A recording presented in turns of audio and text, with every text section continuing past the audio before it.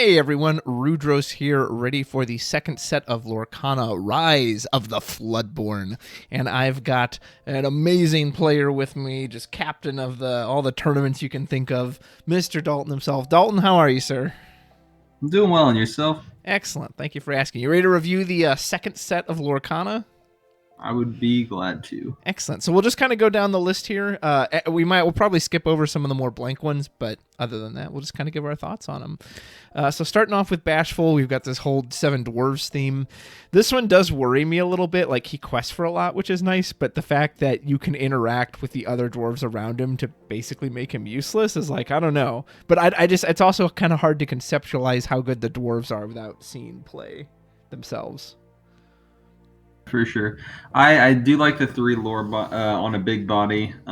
It's really nice for like trading. So like comparing it to like a Hans on turn 4, it's a 3/3. He definitely sticks around a lot better. But as you said, like the fact that he is so reliant on seeing the other doors, if you don't draw them, you're just kind of out of luck. Granted, you don't need a ton. You just need to see one other one. But he's susceptible to, like, say they Dragonfire one, and then he's just by himself, and it's not a threat until you see something else. Yeah. I think his best is if you're playing him turn 4, and then like maybe you put another one in on turn 5, and then he just immediately quests. Is probably be the most useful way I'd see him. For sure. Christopher Robin was actually in the starter decks. There was one copy of him, so I got to test him. It's kind of like he quests for 4 on a delay, but so you got to bring him down turn 6. And then you have to wait a whole turn. Then he has to quest. Then you have to wait another turn again for him to ready. So, like, there's just so much time for people to either kill him directly or kill other characters so you don't get that bonus. Maybe there's something here with, like, Shield of Virtue where you can, like, ready him multiple times, which is kind of neat. So, like, I really like the idea of this card. I don't know how feasible it is, especially being a 6 cost. What do you think? Yeah, I don't love the stat line on a 6 cost that only starts with 2. So, yeah, whenever you ready this character, you only have 2, or if you have 2 or more characters, gain 2 lore. So that's great and all, but you made, like, Shield of Virtue point. Shield of Virtue makes it so that you can't quest that turn, so that really wouldn't work. You would have to... He's literally just a very slow quester, which is fine in a way, but, like, at the point of 6 ink, like, you're assuming you're facing anything that's like mid-late game control. You're not playing Amber. You're gonna see like Dragonfires that's going into turn 7 for Be Prepared, assuming they ramp out correctly. You have Elsa online for Shift that can just keep him frozen the whole time. Yeah. I think there's a lot of stuff that just interacts with Christopher Robin in this set that would just keep him down and not let him get the benefit of his effect. So you're really just looking at a 2/6 that potentially quests for 2. Sure, if he gets it off, great, but like I don't see that happening that often. Well, I was thinking with the Shield of Virtue, you quest with him, you get your 2, and then you ready him, and he gets another 2 by being readied. Yeah. But but he can't use that 2 until the next turn. Does that 2 stack? I assume so. No, I think it's immediate because it just says whenever you ready him, gain 2 lore. Oh, gain 2 lore. Okay, so this isn't like the bell from. No. Yeah. Okay. That's just an immediate. I see. Yeah, that isn't that bad then. Yeah, I definitely that wouldn't be as bad for sure. The Shield of Virtue. Despite them being both rares, I don't really have anything to say about Cobra Bubbles or Cinderella because they're kind of just there. Do you have anything to say about them? I mean, the only thing I see with Cinderella is turn 1 if you wanted to play her, and then you sing. Friends on the other side, or go. I mean, you see that, or you sing like Just in Time, but I don't know what you're really wanting to play a 5 cost on turn 2 for. Yeah, it's fast, but what are you protecting? Just Cinderella generally with your bodyguards? I mean, if you get a Cusco out on turn 2, that would be pretty insane. Yeah, so if you're playing Amber, that wouldn't be that That's bad. Got to line up though. Some pressure, and you don't really miss. Like, I guess there's still a lot of different 5-drops. Like, you could play the new Eudora, which is just a huge body that's going to stick around if you're getting that in on turn 2. Not much stuff that's a 2-drop can deal with that. So, and that questing for 2 constantly is going to be pretty nice. You piqued my interest with the just in time. I think if you can get that to line up and you're like in an aggro deck, that's insanely potent. But other than that, for sure. And then Cobra's obviously he's kind of just a big blank body. Yeah, he's just a big body. Not much really to say about him. Next we have Doc. He was also in the starter deck. A lot of the dwarves in the starter deck, so they might all have been. And yeah, he felt good. You know, turn 3, you quest for 2, and then your next thing gets cheaper. So yeah, he was solid. It wasn't as like overwhelmingly amazing as I thought it was, simply because you need to have like the right amount of characters with the right amount of ink to make it really feel like, oh, I got away with something. But yeah, I like him. Yeah, I don't think he's anything insane. I do like that I do like the reduction because I do feel like it allows you to play the other dwarves on curve, so you can go like just playing your like lower ones. If you play him on turn 3, then you can quest. You can play like Happy early, or you can play Bashful early and have extra ink for other cards. So Yeah. I don't mind him, and I like that he has a 2 quest on it in comparison to some of the other ones like Dopey and Yeah. Grumpy. Speaking of Dopey, I found him to be the worst one in the few starter deck tests I did. It's like, it's just so easy to play around. You can banish the other dwarves first. You can just banish. Like, I kind of wish if he got banished on your opponent's turn, then through the end of your turn, they still had the +2, but they don't. It'll fall off as soon as it goes to your turn. So like maybe he's meant to like you purposely challenge with him to then buff up the other dwarves. I don't know. I'm not really sure how I'm supposed to use this guy. Yeah, I'm not really sure. A 2/2 body for 3, like comparing that to anything else that quests for 1 lore, sure That's he has a terrible. good stat. Like, yeah, like compare that. That's just like Stitch with but 2 more ink. Like, I know it's supposed to go with like the whole theme, but to me, like, you don't ever want to lose your forwards, like, or your characters. Like, you don't want to lose your people for a 2 power bump. That just seems super useless. Like, in that case, just play something with support and buff somebody when they quest. So Yeah. I don't see Dopey as anything special. Eudora is blank, but she has that massive 9 toughness, willpower, whatever it's called, and quest for 2. Then again, you could also play something like Moana for the same cost, and she's going to quest for 3. Yeah, she's not as tanky. I don't know. Part of me thinks, like you said, if you're doing aggro, if you can get her out early with a just in time, that's a good quester, and she's surely going to take a while to get rid of, but the one I also know with Moana, the 1 attack power feels terrible because sometimes it's like you need to deal damage and you just can't. So I'm not really sure what to think of this one. Yeah, I'm on the fence. I think she needs to have more testing for me to like really make a clear cut like answer on her, but I don't mind it as far as a common goes, like kind of with the Cinderella, you'd say you play Cinderella turn 1, you have 2 just in times, you're like, oh darn, 2 unequal cards. You just in time her out at turn 2, and then just in time like the Maximus bodyguard that has support. Then Eudora's a 5/9 that trades on turn 3. That's pretty crazy. insane. Yeah. You're looking at, because generally for me when I would play any kind of aggro list like that, if I just in time, I would always choose, like, say I had Maximus or I had the Goofy, I'd always go with the Goofy. I like the 3/6 body, he traded better. But if I have something like Eudora, I think I'm picking Maximus every time. Yeah, that's fair. Gaston, I will say I've kind of come around on the singer keyword. I used to kind of underestimate that, but I saw people really make use of like the old Ariel with things like Whole New World, and so like I'm sure it has potential. Other than that, there's nothing like particularly special about this guy. No, 3/3 body's okay. I don't like that he quests for 1, but he's similar to the other Ariel, as you said.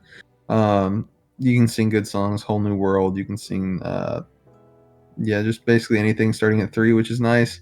Grab your swords if you're playing him in an Amber Steel list, which is nice. I think Steel's going to just be really good this set, so yeah, we'll see how he plays out. But at the moment, I think he's just a pretty good card. I kind of wish, like the Ariel, that some of these singers like dug for a card. Like I get why Cinderella doesn't because she's 1.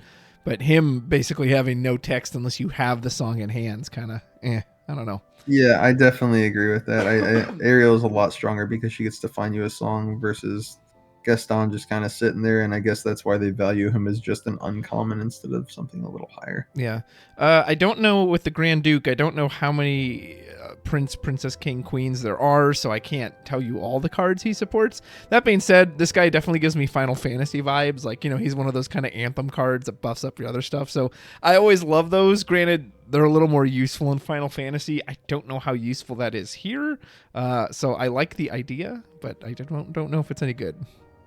Yeah, I think in time we will come to see just like a lot of that princess deck list. I know everybody wants to. There are a ton of princesses in the game. There's already cards with synergy, like the Jasmine from the first chapter that like heals your princesses and stuff, and then Moana that like helps out, and so on and so forth. And Moana's in the element already, so I think that card just gets better with time. At the moment, do I think he's like game breaking? No. Do I think a couple chapters later is that card going to get very strong in a specific themed deck? Yeah, probably. Mm-hmm. Grumpy was fine in the starter deck. Like, none of the dwarves really strike me as like heavy hitters, so I never found the +1 to really make a difference. But I mean, he's fine. He's kind of expensive as a 4, but again, if you're playing the dwarves, I assume you're playing him to buff them all up. Yeah, I don't like that he doesn't buff himself. Him being a 4/4 for 4 wouldn't be as bad.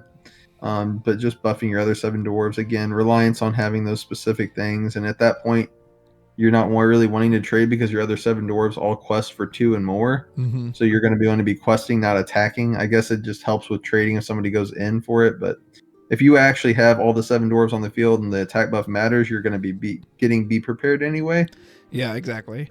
We'll talk about Be Prepared here in a second. First with Happy, man, I don't know about you, like support is just one of the weaker keywords in my opinion. Like I like the idea. It's just, I don't know, I guess it's slow. That character has to enter, then that character specifically has to quest, and then you have to have someone else who can like attack and make a use. So I just feel like there like a lot has to line up to actually take advantage of support. So I'm kind of down on that keyword. So I don't really like Happy. Do you feel differently? No, I think support kind of like rubbed me the wrong way when I was playing the aerial item list for like one of the first few times, and I tried to buff up something twice. Like I gave aerial support with the Staff of Arendelle, and I tried to buff up something twice, but you're only allowed to choose a target once with support, and it doesn't stack. So it just, I was like, oh wow, that's really bad. Like, why would I want to do that? So it's really only good for trading. And again, you don't want to really trade in unless you're gaining value from it, and if not, you're kind of wanting to quest with the dwarves, is what it seems. So I don't really love Happy as a card. You mentioned Be Prepared, and I couldn't help but think of that with King Louis, because he costs 7, and he has this whole, well, hey, if other stuff dies around me, I keep healing myself.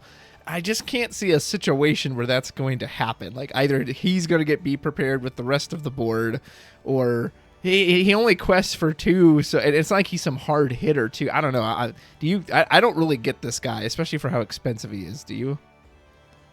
A 7 cost, not really. I mean, it seems like they want to have some options for late game in Amber, but Amber's not really for that kind of list, in my opinion. Like, you're playing a bunch of like mid range more so with Amber. Mm-hmm. So King Louis, no, doesn't seem great. I don't know. They seem like they're trying to push a lot of healing in these sets with some of the items we'll talk about in the future, but as far as King Louis goes, like if he had a bigger attack stat, I don't think I'd mind him as much. Yeah. But the fact that he's only a 3/8, and yeah, he can keep himself alive, but you have to have something die again, and then like you don't really want to let your stuff die. So if you're playing healing, like you're going to use the healing on the other people so they don't die.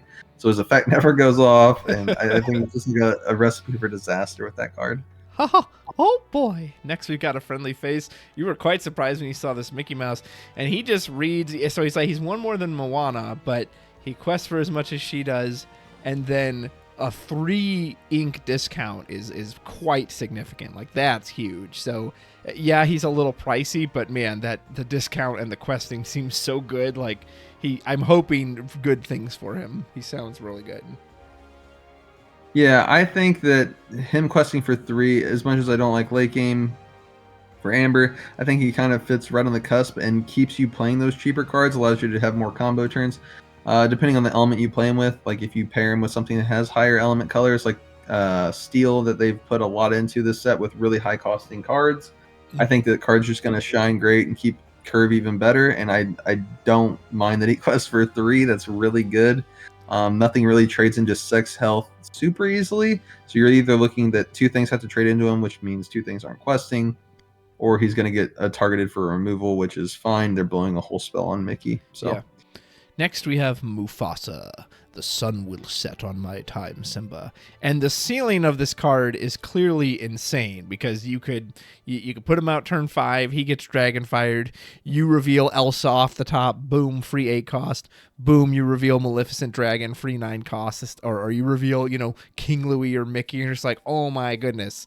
However, they always say the reveal is the curse mechanic, and in FF it's 5 cards. Here it's the single card. So I can very much see me doing this, and I reveal a song or an action, or I reveal like a 1-cost character, and I'm like, oh goody. So clearly the ceiling for Mufasa is insane, but I just know I'm the type of player that I'll be living on the floor with him. Yeah, I feel like if you're playing Mufasa, you're building a list around a high cost, like high roll list. Again, the only thing I thought of was just in time, like playing him on turn 2. Yeah. So anything you get off that, as long as it's 3 or more, doesn't feel as bad. At least it's like still on curve. But again, there's other costs that or other cards you'd like to play with just in time, probably over him. But I don't mind it. At least it gives you something back. Do I think it's a legendary deemed worthy card? No. But I think it'll be fun to play with and mess around with, see what the top deck you can get and how much of a ramp it really matters. Because if you're pulling off like a 10 cost Goofy on turn like 3, you're pretty much gonna win that game, right? So well, and I wonder if there's something with him in like Amethyst. Not only do they have some good high-end targets, but you have things like Ursula's Cauldron where you can kind of scope out the top of your deck and rearrange it. Like, so if you knew what was coming, that could be really you could then you could like purposely challenge with him at that point, knowing you're going to hit that card. That'd be kind of neat. Right. That would definitely be neat, and you could also just bluff with that too. People thinking you're going to play something huge and not wanting to block, or I guess you don't really have that option. So yeah, never mind. Sorry, I'm thinking too much Final Fantasy. Yeah, right. You just swing in and kill and play whatever you want, which would be cool. Baby Mulan, nothing to say about her. No, not really. Just support again. Big Mulan, she can obviously be shifted on the one below her. Is there a Mulan less than the 3 cost? Because if not, you're pulling this up. Think about is the Ruby one, but I think she's also higher costed. I think she is too. Which, and again, we don't have perfect memory for all this, so if there is, obviously forgetting it. You can reveal a top card if it's a song card. Again, this sounds good in like a song type deck. I wonder how good that is though. That the fact that you can play it for free. I don't know, like, but there's also so limited songs. I guess that was my whole thing with the song decks last set. Is like there's just so few songs as is. So maybe this card will get stronger in the future as we get more songs. Right now, it doesn't read very strong to me. Maybe I'd be proven wrong if I saw it in action. What do you think? I think my biggest issue is that there's not many great songs in Amber. Ruby at the moment. Or yeah, sorry, in Amber at the moment. My mistake, color fixing. But like even if you look at the new songs out of this set, Amber is just not the set. It's whatever you pair it with, and if you're hoping to see a different color song, like I'm not loving that for her. You definitely want something that you're going to be happy to see, and if you're like, oh well, this element that I'm playing her in, that is her element in Amber, like I'm not happy with anything I see from that. But if I hit the other 50%, then I feel like that's just already starting off on a bad foot. Yeah. Nana has effects that I just think are going to be crap in this game unless they ever get searching, because you're saying you have to get this card and then you have to specifically draw Floodborn cards, which seem to be kind of random what is and isn't a Floodborn, like, and then you need something you want to remove the like I don't, that's just every time you add on more and more conditions like that, I'm like, forget it. Yeah, no, I think this card's just not great. I think it's like a coconut basket with stats, so it can be killed easier. Exactly. At first, I thought Piglet was maybe okay just because a 2-quester on turn 3, but again, we've played the aggro. You can get out a 5 cost on turn 3. You have things already like Cheshire Cat that actually punish your opponent, so I don't see any uses for Piglet. I don't think Piglet's bad. Personally, I think the 2/4 stat, he trades into 2 like 1-drops or a 2-drop and a 1-drop with the 4 health body and quest for 2, so you can put on pressure with that. I don't think it's horrible. Do I think it's better than seeing it just in time? Definitely not. But if you don't see just in time, I don't think I'd feel bad playing Piglet on turn 3. That's fair. Rapunzel, I actually kind of like this one because the Legend Rapunzel proved quite useful, that it's not really about the healing as much as it is the card draw. And so, kind of setting up the damage just to do that. Now this one's a little weird, is that you have to remove the damage, so maybe really good with something like a Dinglehopper. And she is a 2-quester herself, so in theory, she should be a target if they hit her, and then you can pull damage off with the Dinglehopper. So she seems like she's got potential. Anything that's tied to card draw, especially in this element, seems quite good. Yeah, I'm very happy to see card draw on some other element besides Amethyst. My only complaint with Rapunzel is that she has no attack, so she's just a free trade basically. And I feel like most people aren't going to trade into her unless they have a way to kill her that turn. Yeah, So that's true. Good point. Good point. Next, Rapunzel. Again, obviously, it's a way to remove damage. Healing is just kind of so-so in this game. My feelings on that haven't really changed with this set. So that's all I got to say about her.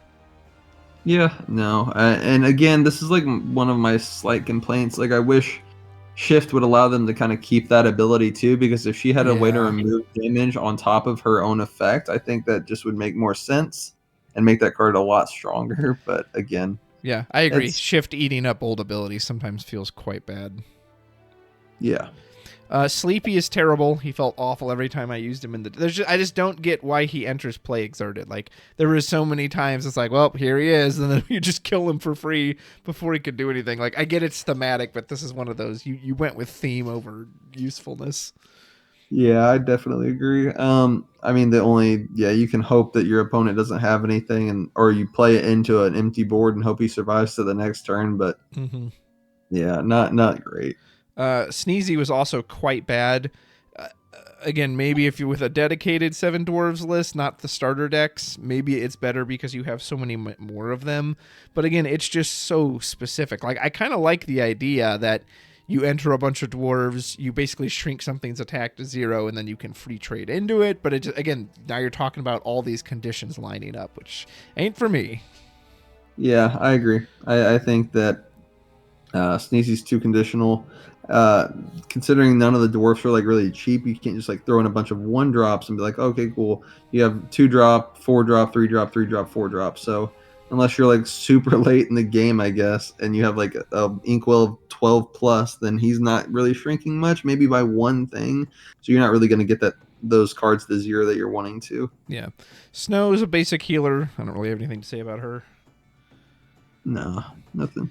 The field effect Snow, though, is quite good. It was good in the starter deck, so I can only imagine it'll be good in a dedicated dwarf deck. It seems like if you're running the dwarves, no-brainer, you have to run this one, because I'm sure it feels so much better when they all cost 1 cheaper.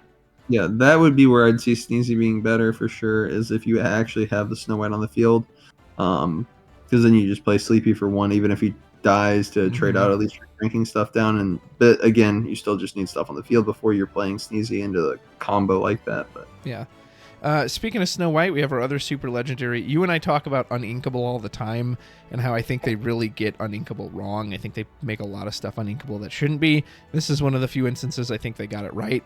If this character can continually quest, like, surely you win the game, because there's just not a lot of recursion in this game. So the fact that you could do it on repeat sounds super duper strong. So get your bodyguards, because they're going to be gunning for her, especially if you could do this on turn 4. Woo. oh yeah, the Snow White is insane. The fact that we know how much people valued magic brooms in the first chapter. Getting a card back into your deck, this card adds that right back to your hand, any card you want. So that can set you up for the next turn, your next curve play. Like you can get back a bodyguard to protect her, and then that just keeps adding value. You can get back an inkable, so that you make sure you have ink to ink next turn for your next play to continue to ramp up. There's nothing I see that's like bad about this card besides the fact that she's uninkable. Yeah, absolutely. The Queen, quite nice. It's a shift 2 only, and there's you see right next to her a blank 1-cost Queen, so you can get this out on turn 2, which is insane. And I love that it picks both something on your board and their board. I know that's still conditions of you've got to have something that can be challenged and can challenge and all that, but the fact that it gives a 2-character swing like that just sounds really good. And it's when she quests, so it's not like you even have to give up like, I can't quest, I'm challenging. You just quest with her, which you want to do anyway, and then now you've got these characters that can go in. Like, she sounds awesome. I think Queen sounds good, but the shift 2 I think is where it's kind of messing me up. So like, assuming you're wanting to play Queen turn 1 into a shift 2 Queen, you have nothing else. If you get her right away, like you have nothing else on your board. So there's a 4-point swing for nothing. If the effect lasted longer, it'd be great. That's why I think like I would like to see her later in the game for sure. I think it wouldn't be bad. Like if you top deck a 1-cost Queen, you're like, oh, that's not bad if I have the other one coming up. But at that point, you may just be playing the 5-cost for the cost of it, the full cost anyway, because you want to get that effect going. So I don't know if the shift is as much worth it. I do like the who's the fastest. I do think that effect is just very strong. A 8-point swing of damage is just great, obviously, but I think it's going to depend on the tempo of the game. I feel like she might just be too awkward early, but I don't know where I want to see her late either. Yeah, that's fair. So obviously she's got the mini body. That's blink. We'll go to the actions. Hold still. It's just like a basic healing spell, which again, none of those impressed me.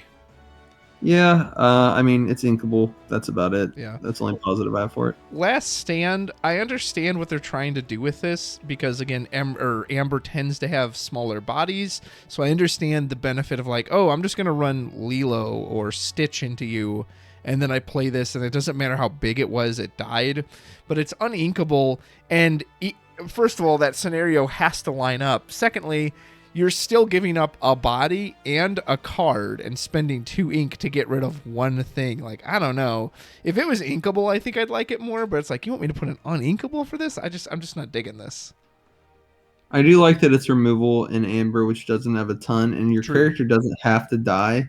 So, like, for example, you could swing in with your Rapunzel that's a 0/6 and hit something, and so Rapunzel doesn't die because she has enough stats. Or you could swing in with your Eudora and then play that card, and then they just die, and then your character stays around, which is nice. And then Rapunzel, if you play like Hold Still to heal her up or something like that, you'll be able to draw that card on top of that, and so on and so forth. So the character doesn't have to die. That's the only good stipulation I have for that. Like yours does not. It just has to challenge something. Yeah. Good catch. Good catch. With Painting the Roses Red. This was in one of the starter decks. Got to test it. It's fine. I mean, -1 attack. Very rarely is that relevant, but the card draw is basically what makes it worthy of consideration. So, I don't know. I don't know if that on its own is worth it, but it's fine. I do like the art.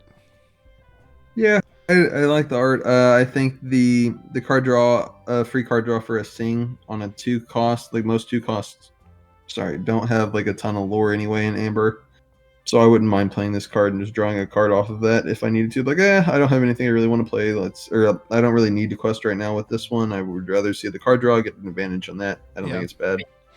Great World's Greatest Criminal Mind. Like you said, Amber does have really limited removal, so in theory I like this, but it's going to be very situational, right? Like, there might be some decks you go against that they don't even meet this condition. Like, I'm thinking some of the Lemon Lime aggro, I can't think of a single character in there who even has 5 attack or more. Yeah, if you look through the entire list of Amber cards that we've gone through so far, there's one card in here that has 5 attack or more, and that's Cobra Bubbles that we said was useless. So that shows you how many targets that card potentially has. So I don't really love that card. I think it's a little too slow. Sure, if you're playing against Ruby Amethyst or something like that, like it's a late game, but with Amber, anything you're wanting to win by mid game, so you don't really want to see that late game step. So I don't see a place for this card right now. Yeah, well, I'm curious to know what you think of 0 to Hero in Your Time Flash. I do love me some Hercules, but this card, it's uninkable, so I'm already like bleh, and it sounds so situational. I'm sure there's going to be this amazing turn where it's like, oh, I've got 3 characters in play, 0 to Hero. And now the next one is that play. But I almost feel like you have to sing it too, right? Because if you're then spending that 2 on 0 to Hero, that's 2 less you have. I don't know. Like, to me, this doesn't read well at all. Maybe there's going to be some fun Unga Bunga plays that you could do with it, but it just seems so conditional to me. Yeah, I think this card's actually pretty good. I played a list back at probably a month or so ago that was a Amber Steel. It was the song list, and when you play that with the Whole New World and everything, there's the one of the main plays in that list is like going wide with Rockstar Stitch, and you play a bunch of 1-drops and you exert them, and then they draw you a card, and you do so on and so forth, and then you play 0 to Hero on top of that. Like, I had like 7 cards. They kill Stitch, you play 0 to Hero, you play another Stitch for free. Feels really good. Nice. So I don't mind that. Playing a big Tinkerbell for free would always feel great. So I think that card definitely has some spots in those kind of lists, just depending on how the seasons pan out and how the chapter works out. If that list is still relevant, I think that card can see a lot of play, actually. Yeah, that's fair. Made a good case for it. Here we have Dragon Gem. So surely the targets for this are very limited because there's only so much stuff with support. However, and I did dismiss it at first when I read it, it technically is like unlimited retrieval. You know, if you have a support card and you're willing to pay that 3 every turn, you can just keep bringing it back over and over and over. You know, there's no like break zone or graveyard hate right now. So that alone makes me kind of go, Again, I'm not super familiar with the support cards, so I don't know what you use this for, but something like Maximus sounds quite good because he has both support and bodyguard. I don't know where this fits, what kind of deck you're playing, or where the slots go, but I actually think it's quite intriguing. Yeah, I'm interested to see how the card plays out. I'm not sure if it's good or bad. Like getting Maximus back is definitely like, Maximus is like the first card that pops to my mind as well. But if you're paying 3 to get this card down, then you have to pay 3 more to and exert it to get back Maximus. And Maximus is a 5 cost. You're talking about 11 ink that you need for 1 card. This feels really bad. So I don't know. If there's more support cards that come out in the future, I could see this card getting better. But right now, I'm not sure how great it's going to be. Yeah. And the flute seems just like if you're playing a song list, you're probably trying this card out because it's just free lore, isn't it? Yep, that's about what it seems. Excellent. So we'll move on to Amethyst. First, we have Arthur, Wizard's Apprentice. Quite like this art. Whenever this character quests, you may return another chosen character of yours to your hand to gain 2 lore. I got a little bit of the whole self-character bouncing with the Merlin Mim stuff in one of the starter decks. I would kind of need to see a dedicated list to know just how potent that is or isn't. It feels really good when it works, but as you'd expect, there's also sometimes if you're like top decking, you can't just play a Mim by yourself. She just kills herself, and that feels terrible. So I wonder if that makes stuff like this a win more kind of thing, where it's like when it's working, you're already winning the game. I don't know. This is one I kind of need to see in action. Yeah, definitely. I mean, gaining 2 lore, so basically it makes him a soft 3-drop or 3 lore quester. With the potential to replay enter the board abilities. I don't see it as bad. I would want to see like protection of him though if he's doing that. Like he needs ward, he needs resist, something like that to keep him like protected when he is doled because he's going to be exerted constantly. So if you're only doing this one time, then like how good is it really? Yeah. Put an uninkable 3 cost in your list. But I would like to see it like do well. So we'll see. Blue Fairy, I just did a quick count for Amethyst this set. There are 4 Floodborn characters.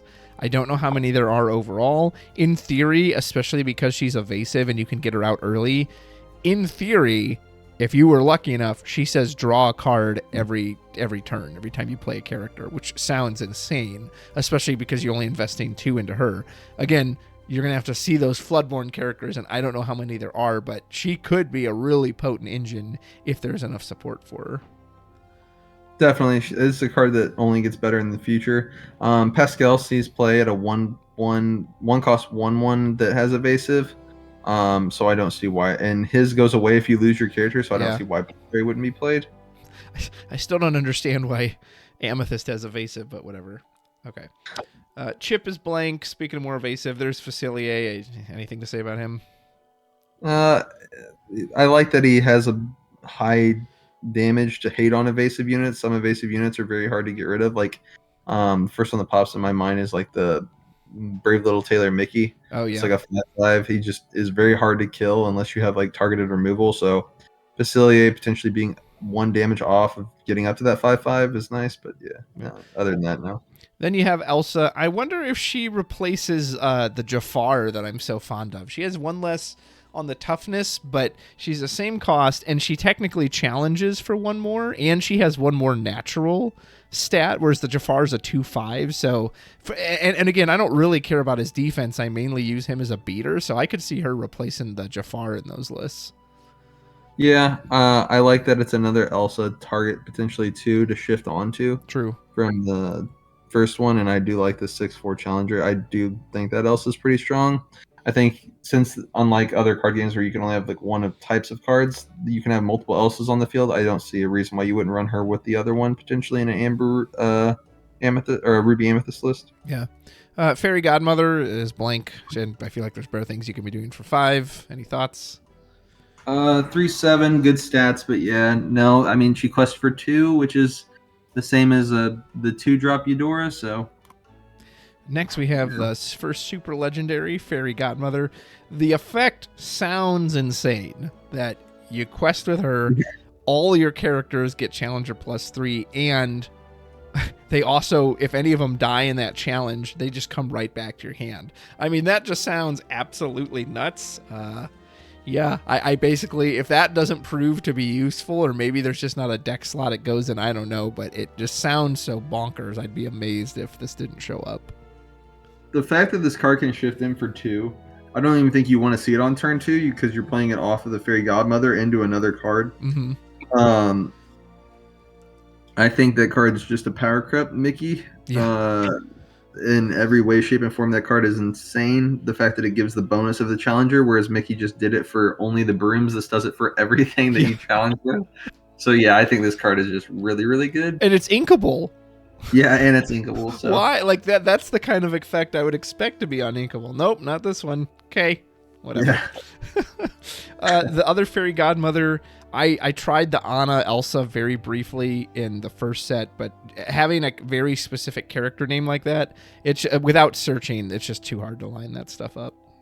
Yeah, for sure. I think it's too situational. I think you only play her for the potential shift, but you don't need to. That's why they kind of made the shift cost weird, I feel like. Yeah.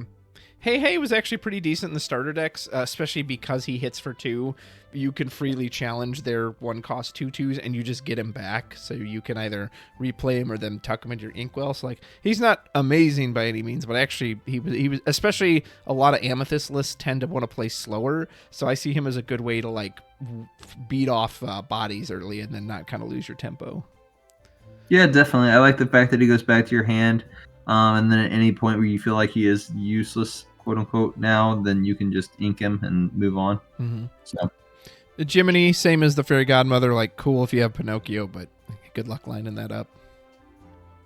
Yeah, I again, yeah, it's just the only benefit with this one is he has evasive, so he can potentially just keep questing until he sees Pinocchio. But true, very true. Cusco was fine in the starter deck. I don't know if I feel like he's more of a slots issue. And he just doesn't hit very hard, and he doesn't quest for a whole lot either. Like, it is really nice that no matter how he's banished, you're gonna get value back. But I imagine you're just not gonna want to spend slots on that guy. Yeah, I don't feel like it's that great. I mean, with card draw, you already have Magic Mirror, so I feel like Amethyst already has a ton of card draw.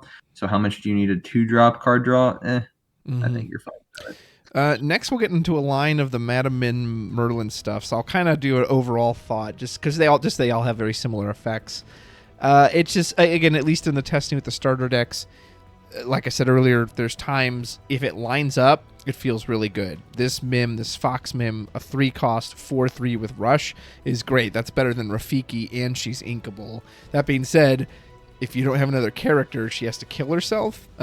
Usually you're going to have another character that early, but then, I don't know, like, do you want to have your hey quest to then just bounce it back to your hand? I don't know. This stuff I just am going to need to see some serious testing to know how worth it is to do that whole self-bouncing thing. Yeah, I feel like that's where, like, kind of you're talking about, like, the whole you don't want to lose your own bodies and your own pressure. It depends on how big the reward is. Like 4/3 Rush, like you said, it's like a Rafiki, but it's inkable, which is nice. But like, how important is that inkable plus that 1 attack versus like losing another forward that could quest for another ink? I don't know. So like that's like one of the things. Like I wouldn't mind targeting Cusco to kill and draw a card, and that's awesome. But like other things, like if you have no other targets and you see that late, you're like, cool, I just got a dead card in my hand. Yeah. Purple Dragon Mim. I mean, she quests for 4. She's got decent stats. She costs 7, and she's evasive. So that sounds crazy, but you have to bounce 2 other characters of yours to your hand to get her down, which again, just it makes me think of it, which is appropriate. Her text is I win, because it just sounds like a win more. Like, if you can afford to do that and you're not losing the game, you were probably not losing the game anyway. I don't know, like, I struggle this one especially because you have to hit 2 other characters. Like, what if they be prepared your field and you top deck this? Like, it's literally unplayable. Like, I don't know. Yeah. it just reminds me of Mickey, Brave Little Tailor. She has 2 more health, but she costs 1 less, right? Mm-hmm. Mickey was like 8. Yeah, so he's 8. she has evasive too. That, I mean, that's great and all. I don't know. I feel like it's very situational, and I agree with you, like, that it is definitely a win more thing. Like, at what point would you want to give up? I mean, maybe if you challenge in and damage 2 things and they're really hurt, and then you bounce them back to your hand, and then you play her, like, that could be good. Or they quest, then you bounce, and then you just have her, and then you have that in your ink or those cards back to be played again. It's gonna take time. I don't think the card is bad by any means. I just don't know how consistent it's going to be, I think, is my bigger issue. Yeah. Fitting in with that theme of inconsistency, situational, is this gruesome and grim Madam Mim, rival of Merlin. Again, a free play of a character of 4 is amazing, but you can only use them to challenge. You're not going to be able to quest with them. And she's 5. I know she can be shifted in, like, and then you're giving up the 2 quests. Again, it sounds like so many conditions to meet, and this other character you lose immediately. Maybe it'll feel great in testing, but for me, it just sounds so inconsistent. I can't see trying this. Yeah, I mean, if you desperately have to get rid of something, but then, like, at the same time, what 4 or less do you really need to give rush to? Anything that has high enough attack to be a rush target's already going to be a rush target, so, or generally already has it. Like, Maui already has that stuff. Gaston's already a 4-2 with rush, so, or he has reckless. I mean, giving him rush would be nice, but, like, not really needed, I feel like. Especially at a 5, like, she's way too expensive. If you're giving a character rush late game like that, most things are going to be strong enough to stick around. Yeah. Next we have the Snake Mim, which again is just a body that has the tax on her. Any thoughts? Yep. No, I don't see that card being played very much. On to the Merlins, which to me are a little more interesting. The Crab was probably one of the worst ones. It just felt, again, it was awkward to line up. I have to pay 3 to have him enter this turn to give something challenge. Yeah, he gets it when he leaves place. Like, in theory, you could purposely attack with the Merlin, let him die in the challenge, and then you buff something else up. It sucks if they challenge the Crab because you get it on their turn, so you can't even use it. So yeah, he just felt very awkward to me. I think that it's important that it doesn't say when he's banished. It says when he leaves, so that would count bouncing. True. So if you could give something with like a bounce play, say you played Madam Mim or something like that, and then you bounced him back, then you could give her the challenger, or something with rush, or if you played the other Mim and gave something rush and bounced him back. And so I think that's the only, like, stipulation, is that he can get it without dying. But yeah. These next 2 cards are the reason this whole idea can even work. When we were testing this, Kelly was like, what is the point of these, like, Madam Mim cards? And then I pulled this combo on her. She's like, oh, that's the point. Because the Goat Merlin, whenever he's played or he leaves play, you gain 1 lore. So I legit played him, on turn 4, gained a lore. Next turn, challenged something with him. He was alive by 1, and then I used the Snake Mim to bounce him back to my hand, also get a lore. Then I can just replay him. Like, it felt so good. I'll kind of talk about them together because they're kind of the same. Same with the Rabbit. You play him, he leaves, you draw. Like, these are the 2 cards that definitely take advantage of and abuse that mechanic. And so if that mechanic's going to be a thing, I think these 2 cards are going to be the reason why. Definitely. I gaining lore that quickly sounds insane to me. Yeah, there's nothing in the game that could do that in Chapter. There was nothing that could instantly, like, on entry gain lore like that. Yeah, and just leaving the field, whether it's death or bouncing. That sounds very strong. The Goat one sounds great. Rabbit, I don't like, is uninkable. Yeah, I agree. I don't know why they value card draw so much in comparison to literally what wins you the game, which is lore. So, like, these cards, I'm just, like, confused, like, why one's inkable, one's not. I feel like they just flip the coin. They're like, all right, one's inkable, one's not. It's this one. Yep. Same. So, I think they're both very, very good cards. But yeah, I don't know how consistent the play will be. I think it'd be a very cool list to build. Yeah. To try out the bouncing, but yeah. Shapeshifter Merlin, again, in the starter, it was just hard to get that to line up because he himself doesn't get advantage of it. Again, you're adding more conditions, right? Another character has to leave, and they have to specifically go to your hand, not like the other ones where they just leave play. They have to go back to your hand, and then he's got to be able to quest. So him I didn't like just because he had so many more conditions to take advantage of him. Yeah, for sure. Makes sense. And then the squirrel is just another version. He goes in with the goat and the rabbit. Really nice to cheap play early, and you just get a little base scry. Yeah, it's very nice. Old Peter Pan Shadow got a whole card to himself. That's cool. Again, his effect is kind of weird because they have to specifically have Rush, but he has Rush himself and Evasive, but he's uninkable. I don't know. Did this? I get it has a lot of text on it, but really, this had to be uninkable? What do you think? Yeah, I don't like that it's uninkable. I like, and it's a little high cost for the stats. Rush and Evasive's fine, but like, I don't know. I like Rafiki's a 3/3. This one quests for 2 more, or quest for 1 more rather. Sorry, quest for 2, 1 more than Rafiki, but I think I'd rather have the 1 attack. Well, yeah, and if your character has Rush, you're generally not using it to quest. You're using it to attack. Like, yeah, exactly, and that's what I'm saying. So like, giving him the extra lore is not really necessary. You're wanting to take out stuff, and then I don't know. Rush and Evasive is just very odd to me. Like, Evasive doesn't want to get hit, that's why they're evasive. yeah, But Rush makes you want to hit in, so I feel like the card kind of contradicts itself. yeah, I don't get that. Now, what actually makes sense is uninkable is this Pinocchio, because he's like Holy. Lilo on steroids. You have to wait one more exactly. turn, but good, holy moly. I mean, yeah, he speaks for himself. You put him out early and you quest away. Yeah, I mean, Amber or Amethyst Amber was already an aggro list variant, and it was pretty good. So this is just going to make it even better. All right, and with cost 3 or less to your player's hands. This Pinocchio, he's okay. Resetting an item to your opponent's hand, like making them repay for a magic mirror or something, isn't terrible. But I don't know. Yeah, did this need to be uninkable? I don't think it did. I don't think so. And I mean, with the other Pinocchio you're talking about too, like maybe for a shift, I wouldn't mind it. Like shift in quest for 2, bounce an item. Because if you see him late game, he's not bad either, getting rid of that item removal. So I don't hate it, but yeah, I mean, I don't think it's a bad card. I just don't think it's like anything insane. Yeah. This next Pinocchio, I think, is absolute dog shit. It's the same cost as the other one.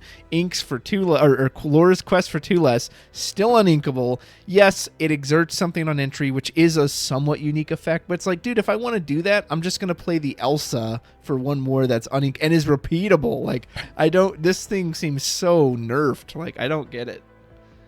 Yeah, the uninkable is terrible, but I don't see the effect is that bad. Like, I feel like this is like oh crap, I need to get something like, I don't know, something that's about to quest to win the game. It's like, oh, I'm just going to play a card and not worry about it. But generally, if you're at that point already, like even top decking an Elsa for 8 cost and freezing something doesn't really win you the game, because you're just going to play whatever card they draw to win. So if this card said like to exert a card, or like exert and freeze a card, that'd be great for really early. Even so, like, you don't want to see that. Like, it's not great, and I know it's not thematic, but like even then I would still debate playing this card. So I guess, what does that really say about it? Yeah.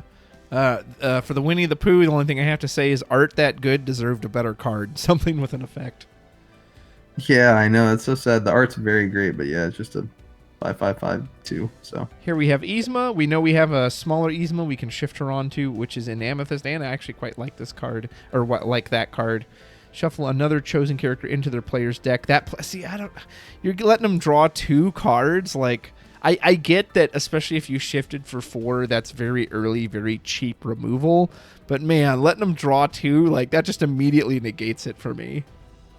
I mean, that's good removal. I also don't see this bad using it like against your own cards, like removing your goat, True. Gaining a lore, drawing 2 more cards, and then you would develop a 4/4 body with the quest for 2. So I think this card I'd play more against on myself than like against my opponent for sure. Agreed. I fully like that.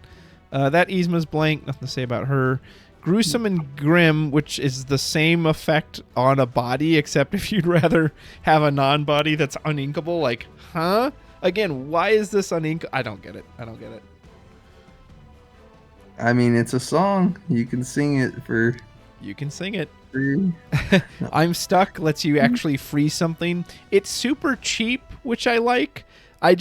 What's funny is that I would more likely want to use this in the late game. So, like, even though it's a cheap card, I would actually rather see it later because I want to keep down some big quester of theirs. Yeah, I don't mind it. I think it's since it is like not great early on, it's an inkable at least, so you can just put it in the inkwell if you see it. It's a really easy early ink. If not, like it's great to see late game too because you're like, oh, I'm just gonna like keep that thing out of the way for 2 turns. So I think that card's actually pretty decent. Nice. Legend of the Sword in the Stone. That's not a song, so I'm not sure. At least I don't remember that song from the movie. So they just made it into a song. Whatever. I do like the idea of like surprise challenger, but again, you've got to have a forward that can attack, something it can challenge. You'd have to have this card in hand. So I like the idea, but I can't see putting slots on this. Yeah, I think this could be a one of, if anything, is a song depending on like what you're playing.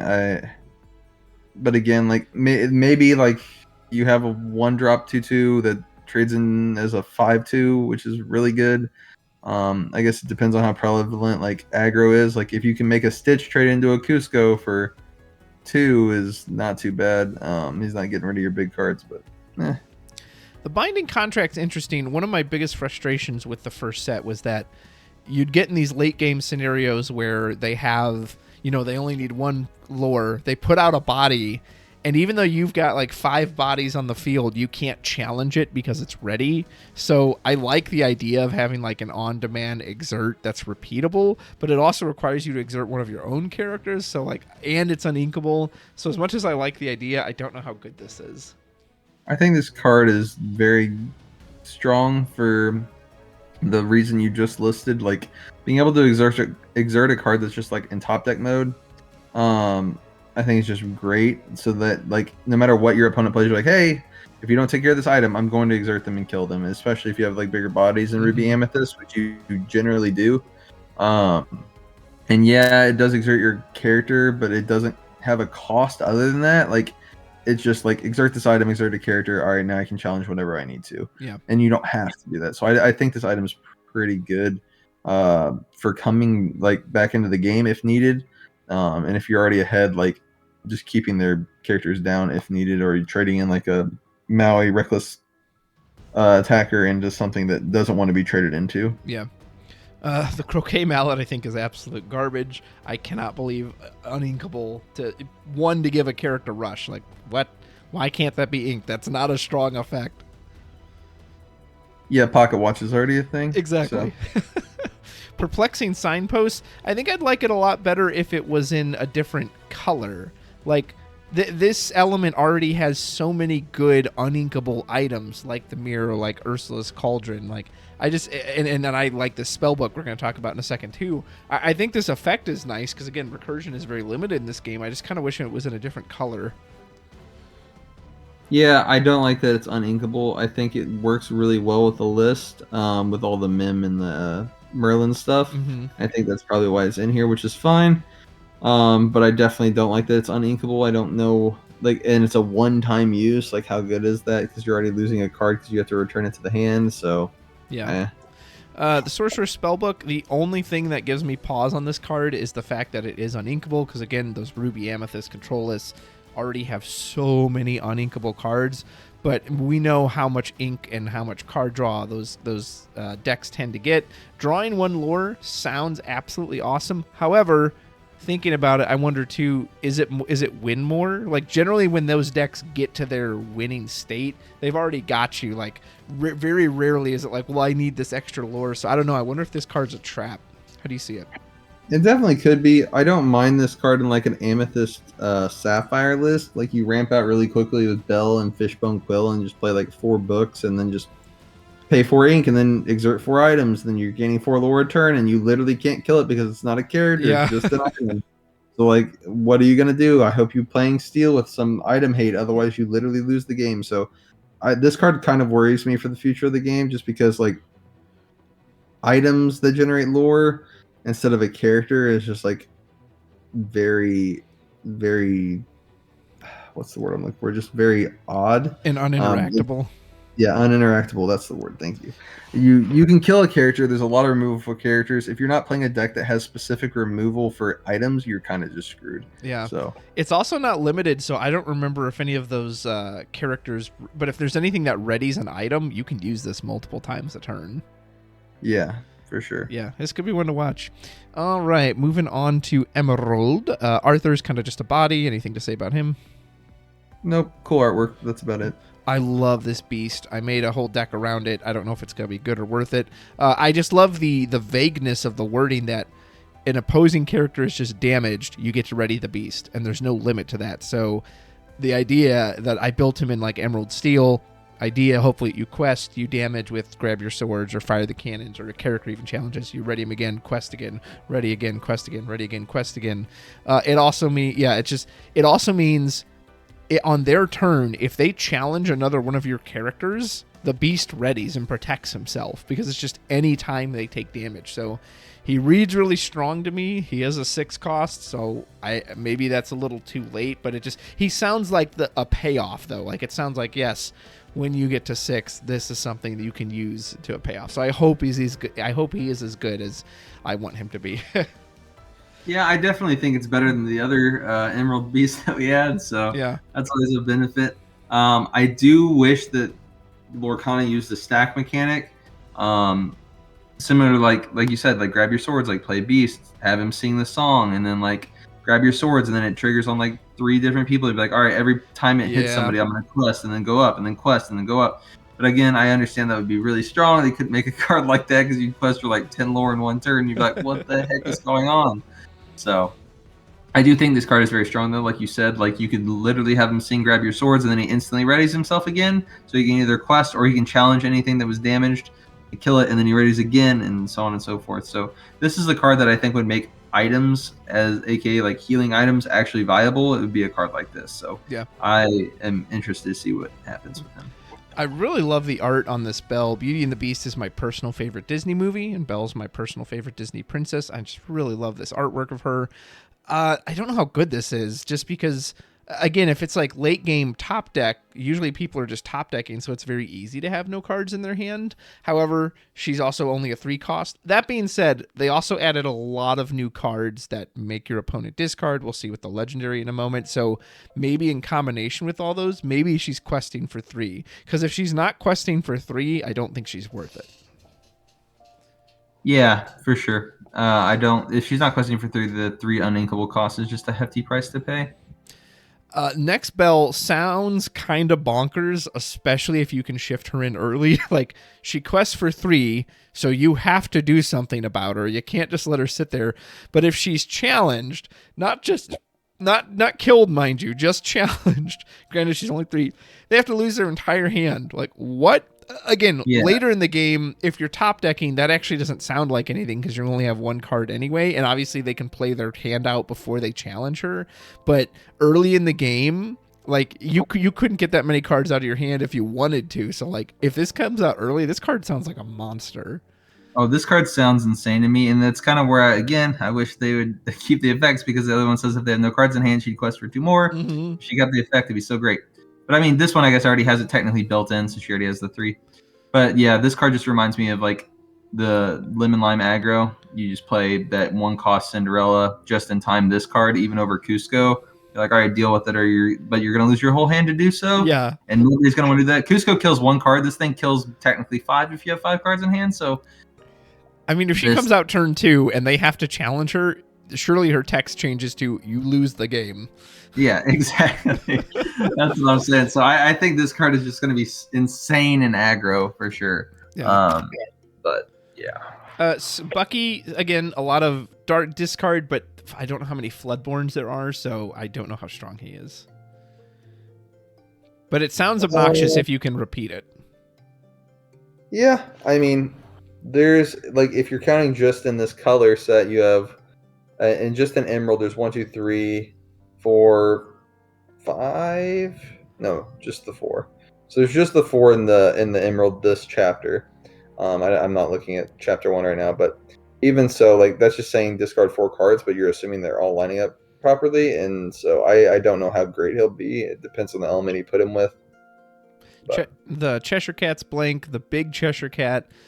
Man, I like the idea. I guess you put him with steel. Maybe you like have the Hans quest, you ping something for 1, and then you just immediately banish it with this Cheshire, which if you can shift him on turn 5 and you've already got the Hans out, and then this Cheshire can immediately exert himself, that sounds really powerful. But if I have to pay a full 8 for this guy, that's too late. Oh yeah, 8's way too expensive. 5 is manageable. At least he's inkable. That's about all I have for that one. Daisy sounds very good in the discard deck. It's repeatable as long as she keeps questing. You basically have to get rid of this card or she's going to eat your hand alive. Yeah, for sure. Definitely a card that needs to be answered. I don't love that she's a 4 cost, but with her boyfriend Donald, originally I kind of dismissed this because I was like, why would I want my opponent to draw a card? That sounds absolutely terrible. However, if you're playing the discard, what if you've got them top decking anyway? So it's actually not terrible that you make them draw with Donald and then Daisy just immediately rips it out of their hand. And in which case you're getting all the advantage. So in that scenario, he actually sounds pretty decent. Yeah, for sure. I think Donald's not bad. He has a better body than Daisy as far as like a 5 health too. So I think the pair of them together would be really strong. Yeah. The other Donald, it's kind of like a support thing tied to actions. It doesn't sound very good to me. And he has no attack. The fact that there wasn't great actions in the first chapter makes me worry about that, but we can talk about the actions when we get to here. As far as the 0 attack goes in 1 quest, yeah, no, I'm good. Yeah. Here we have Dr. Facilier, obviously quest for a lot. He's got the Jasper effect just on a bigger body. Man, if he wasn't 7, I'd like this a lot, especially as a 4/4. Like, can I get a bigger body or a cheaper cost or something? Like, I like that quest lockout effect, but he's just too expensive and too weak for me to want to play him. Yeah, if I saw this at like a 5/5, I'd be more willing to try to play him, or either that or like a 6 ink or a 5 ink. But yeah, as he currently stands, I'm good. I mean, the only benefit is he's got evasive, but does that warrant 3 extra ink or whatever? Nah, probably not. Yeah. Next we have Enchantress, who I really like the look of. It's nice to kind of have a flip of the Challenger of, the problem with those Challenger ones is if you quested with them, they were then really easy targets to get rid of. She quests for 2, so you want to hit her, but she's going to fight back for 3 due to that effect. So I kind of like this flip effect of the Challenger. Yeah. I think this card's very strong. Like comparing her to Flynn Rider discards something. This card basically says kill whatever challenges me. Yeah. Early game, and she has a 2 lore quester, so you have to challenge her. You got to get rid of her. So yeah, I think this card's pretty strong. Next we have a blank Flynn. We'll run past him. Here we have his own biggest fan. It's uninkable. It's got shift and evasive. There are good Flynns to shift it onto. But you do lose 1 for each card in your opponent's hand. And if you're going in on this guy, I don't know if they're going to have a hand. Like maybe if you got them to challenge a Bell on turn 3 or whatever. Like I don't know how to evaluate this card because 1, it's uninkable. 2, I don't know how much lore he's regularly going to have. And how much lore, I'll ask you this when you answer, how much lore does he need to have to be worth it? Must he have a minimum of 2, 3, whatever? How do you see him? I like that he's evasive. I think he shifts onto the other Flynn from the first set that makes you discard when challenging. However, if you're doing that, that card only has 2 health anyway, so he's going to die probably to a challenge. So maybe you can bait him onto the 1-drop, even though I don't really love the 1-drop Flynn. But I would say he has to quest for at least 3. I don't like him questing at 2 because at that point, why aren't you just playing the 2-cost Flynn? He's not uninkable. He's an inkable card. He makes your opponent discard, and he's questing for 2. So I think that this card has to quest for at least 3 to be better than that. Otherwise, it's just like a worse version of the old Flynn. Yeah, good point. This Gaston sucks. They still haven't made a Gaston cheaper than the LeFou, so the LeFou can come in and reduced on turn 2. And then it's again, they have to have no cards for him to be a 4/3, which to be fair, a 4/3 as a 2 cost isn't terrible, but I just don't think the conditions are going to line up. Yeah, for sure. I think that's you're banking it like no. I mean, you're not going to have no cards in hand on turn 2, so yeah. Little John's just a body, nothing to say about him. Here we have Lucifer. Each opponent chooses and discards either 2 cards or 1 action card. That basically said, I mean, a 2 discard, like, because what are the odds they're going to have an action card in hand? I don't know, maybe, but if he was uninkable, then his stats are terrible too, man. Like, I mean, don't get me wrong, discard 2 on a body, like the discard from the, what's it called, the You've Forgotten Me from last set, always felt absolutely, like, terrible, but maybe that was also because it was an amber. I could see this being really annoying, but he's also a 2/2/5 cost uninkable, which sounds like garbage, so I don't know. How do you see the cat?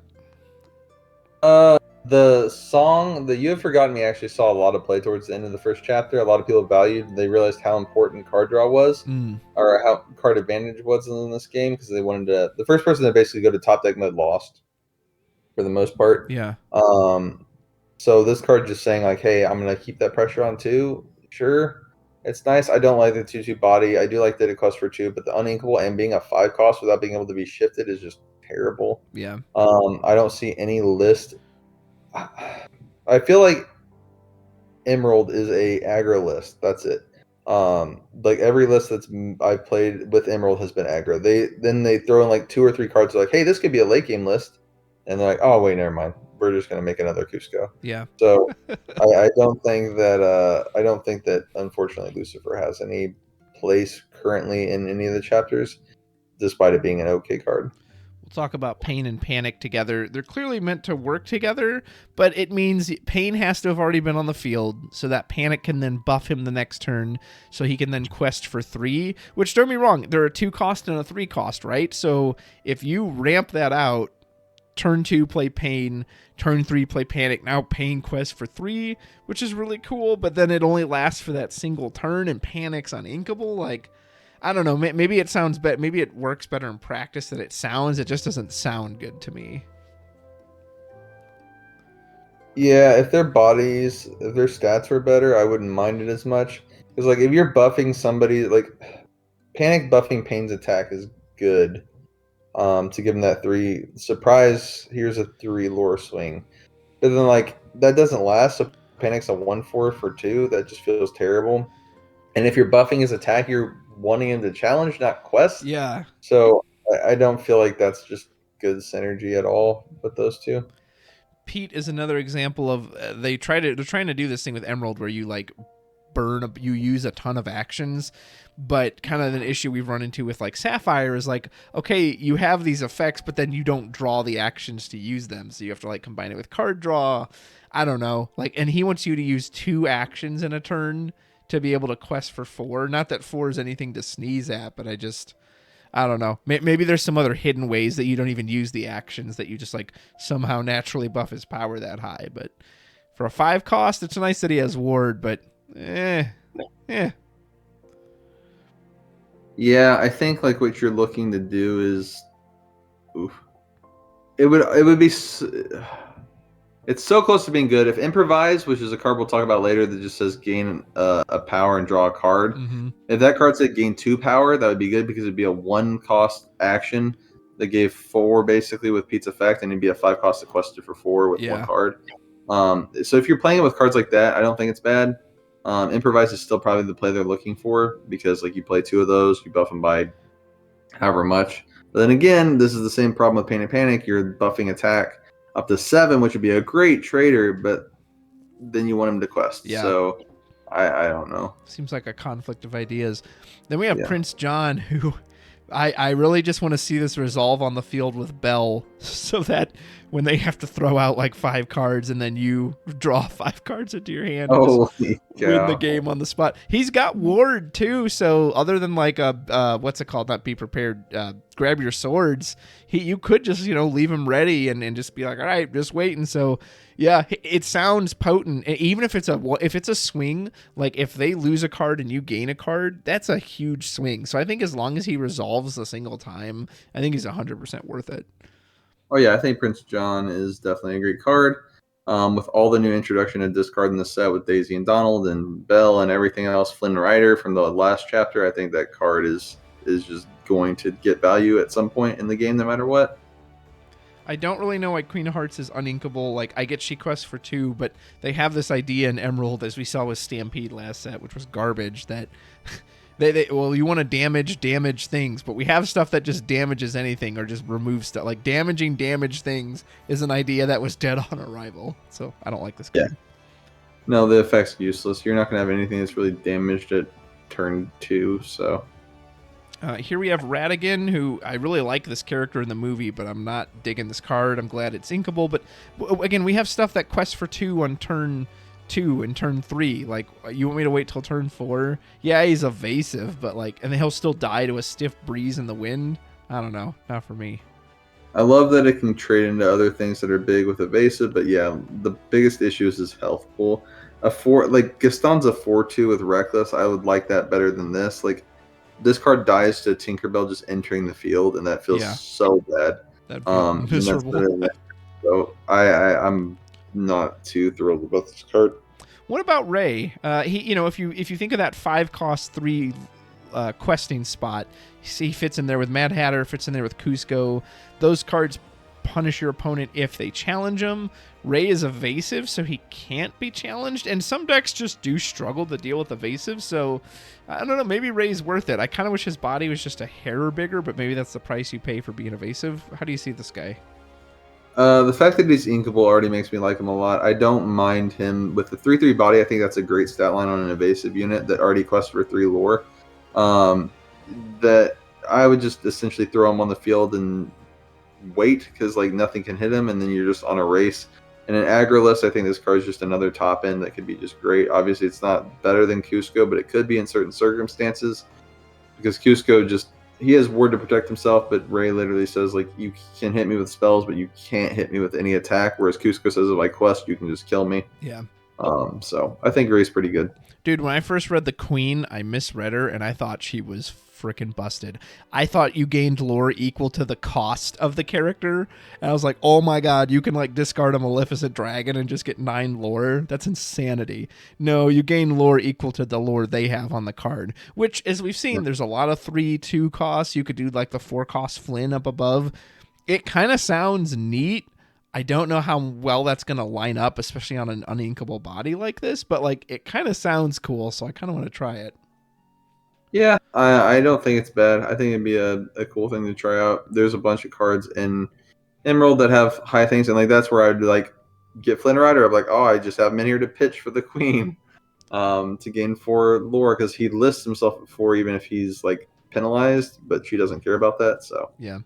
Tiana is the weakest of the 5 costs. If you're looking at Ray, Hatter, Cusco, yeah, she hits hard, but they all also do other things in addition to being like big questers. Yeah, they have like punishment for attacking or being attacked. She does not. She could potentially trade with something, but like at that point, like Cusco is a guaranteed trade, so she's just worse. Exactly. The only thing going for her is she's inkable, but. Same with Verana. Yeah, nice stats, but like you said, it's kind of a worst of those other cards. Yep. Bibbidi Bobbidi Boo, again, you can you bounce something back to your hand, and then you kind of get to swap it out as long as it's the same cost or less. It's uninkable. Granted, Emerald doesn't have a ton of great actions, or at least it didn't before this set. I don't know. Like, I don't know. Like, I'm trying to... can you... Let's see. Can you play the same character you bounce? Like, could I quest with Cusco, bounce him with Bibbidi Bobbidi Boo, and then just play the same Cusco again? It says play another character with the same cost. Okay, so I'm assuming it can't be. So if I had like a second Cusco in hand, can I play that, or does it have to be a different character? I'm curious about that. That would have to be a rulings question. I would potentially think that you could play like another Cusco as long as you signified it was a different card in your hand. You just can't play the same copy. Yeah. Interesting. In that case, I don't know what to think of this, because I mean, I guess in a way it like could protect your questers if you're going aggro. This it does say another character, so it's probably referencing like Cusco in general, so maybe you can't play the same character. Okay. I don't know. So I'm not sure what to think of this in general, but also especially I don't know what the ruling on that is. So how do you see this? I think it's okay if you have an Enter the Board effect, but it doesn't look like Emerald has a ton of that. A lot of their stuff is like, hey, if you hit me, I'm going to do this. Yeah. So, I mean, the only thing that I really look at that's like the Panic and Pain combo. But other than that, nothing like too crazy. Or like the Lucifer, like that would be one of the things where like, hey, pay, but then this is an uninkable card. Like, do I really want to waste a slot on this? Not really. Exactly. Kind of similar feelings with Bounce coming up here. It's one cheaper than Mother Knows Best, but also requires you to get rid of one of your own characters. And like you just said, if you've got some enter the field effect you can abuse, okay, that makes it worth it. But otherwise, you're just slowing yourself down for no reason. For sure. Hypnotize, a little pricey, but it's a nice card swing, right? You draw, they discard, so that's nice.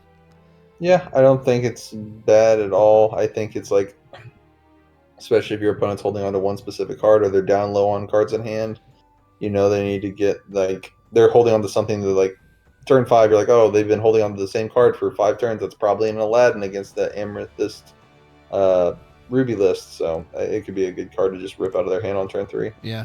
Improvise, you kind of touched on earlier. It is a cantrip, so it does replace itself, which is nice by drawing a card. However, it's only one attack. I just don't know how. I would like effects like this personally better if you could interact on your opponent's turn. If like, oh, I'm going to challenge that 2/3 with my 3/3, and it's like, well, actually, surprise, it's going to die, and I draw a card out of it. That would be really good to me, but I mean, it's nice that it draws, but I don't know. I guess I just don't really care for effects like this. I don't think you're playing this card for the attack. If anything, you're just doing it to cycle cards. I gotcha. So that's basically where I'd be on it. I don't think it's bad considering Emerald doesn't have a ton of card draw besides Mad Hatter. True. So I wouldn't mind putting this in there just to see, and then like having it in there if I needed to trade some stuff, making like Flynn a 2/2 or something like that. Yeah, yeah, maybe. So Pack Tactics is kind of like another version of Steal from the Rich, in which case, but this time you're not going based off of questing, you're going off of damage characters. So naturally, I thought to try it with Steal. Again, it's in the Beast deck, haven't played it yet. How much lore do you think you have to get for this to be worth it? Because it is 4, and that's not cheap. So how much lore, Dalton, are you looking to get to make this card worth it? I would want to get at least 2. 2 for 4 doesn't sound bad, considering how most bodies that are 4 cost quest for 2. Mm-hmm. Emerald's a little different. Most 4 cost bodies quest for 3, but I would say I'm looking for at least 2 lore, considering that you get that instantly. It's not a, hey, you play this character, that character has to wait a turn, hopefully survive through removal, and then you quest, and then you get 2 lore. Yeah. This is just saying, like, hey, get 2 lore. The only issue I have with this card is, like, the best case scenario is grab your swords. But generally, when you're playing grab your swords, it's to finish off a bunch of stuff or kill off a bunch of spell cards that are untargetable. So those cards aren't going to survive. You don't really want to give people like the opportunity to play Rapunzel and heal stuff up to 3 and draw 3 cards. So like you're kind of shooting yourself in the foot potentially. So I don't know how good this card actually is, even if it does read well. I don't know how much you're going to want to set up damaged characters for your opponent to heal. Yeah. Next, we have Ring the Bell. This card was spoiled somewhat early because I feel like I've seen it quite a bit. I've gone back and forth. At first, I kind of just hated it because, again, it's conditional. It costs 3. But similar to Amber, Emerald doesn't really have good removal, especially because Mother Knows Best is just a bounce. So I like the idea that, you can tickle 8-cost Elsa and then you can finish her off with Ring the Bell. At the same time, again, just stuff like this always makes me nervous because I just don't know how it's going to line up. So I think what's good about it says more about the lack of removal from the element more than like that the card itself is that great. But maybe I'm wrong. How do you see it? Yeah, no, I'm glad that they're getting some kind of targeted removal. However, I don't like as far as targeted removal in Emerald goes, this is a good card, but there's not. That's just because there's lack of it. I don't think the card in general is good. But I would run it just to have some kind of ways to deal with threats if I was running it. And finally, the Marvelous Trap. Again, did this need to be uninkable? You have a card from last set called Aladdin, which you can play on turn 3. It takes away a lore, and it leaves behind a body. Like, this is just an item. Items generally don't help you win the game. I don't think that would have been insane to play this for 3. You're basically spending 3 to immediately take away 2 lore. I don't know. Would that have been too strong to be uninkable? It doesn't sound like it would be. No, I think they just value like losing lore very heavily. It's the same reason why Ursula's a 7-cost uninkable, and she only removes 1 and draws you a card. They make cards like this that says each opponent too, because like they're kind of building around like, oh, if you played a game with a bunch of people, this would be really cool. But that's not ideal. Most games are going to be played 1v1, so I don't see this Yeah. card as being anything that's. I could barely stand to play Lorcana with one person, let alone a whole group of them. Yeah, exactly. This game's got to be miserable that way. All right, folks, those are the first 3 elements. We're going to take a break here and come back with part 2. Dalton, thank you for joining me, sir. I appreciate it. No worries, anytime. Don't go anywhere. We'll be right back with part 2 with Ruby, Sapphire, and Steel. See you in a moment.